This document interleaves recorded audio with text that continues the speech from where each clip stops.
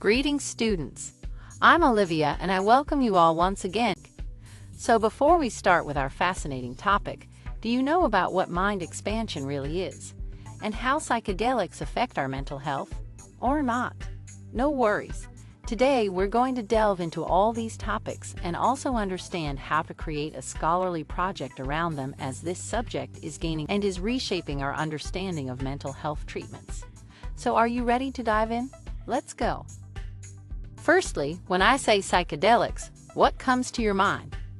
Does it bring images of the 1960s counterculture, music festivals, or controversial figures like Timothy Leary?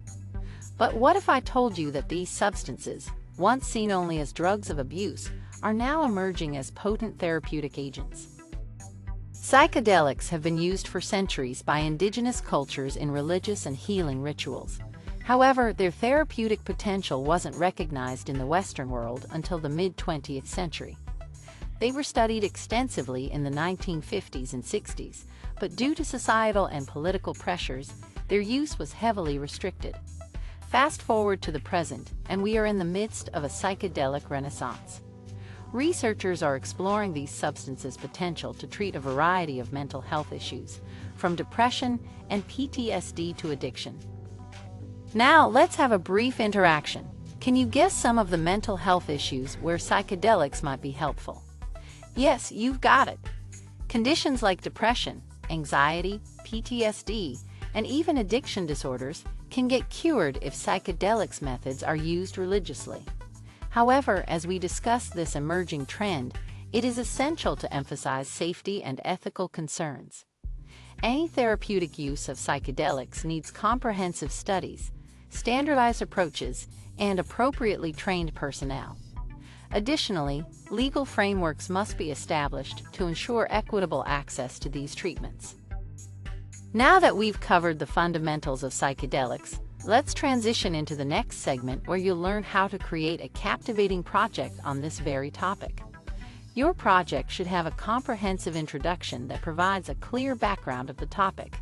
This will set the stage for the entire project. Then you'll delve into the problem statement. This section should highlight the importance of incorporating psychedelics in psychotherapy and how it can potentially transform mental health care. Let's now talk about how to dig up the right resources.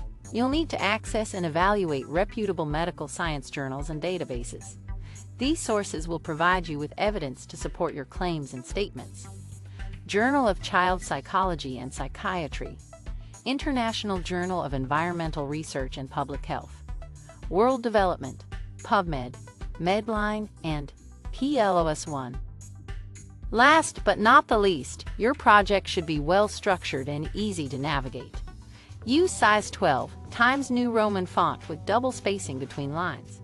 Number all pages on the right edge of the footer and include your student ID in the top left-hand corner of the header.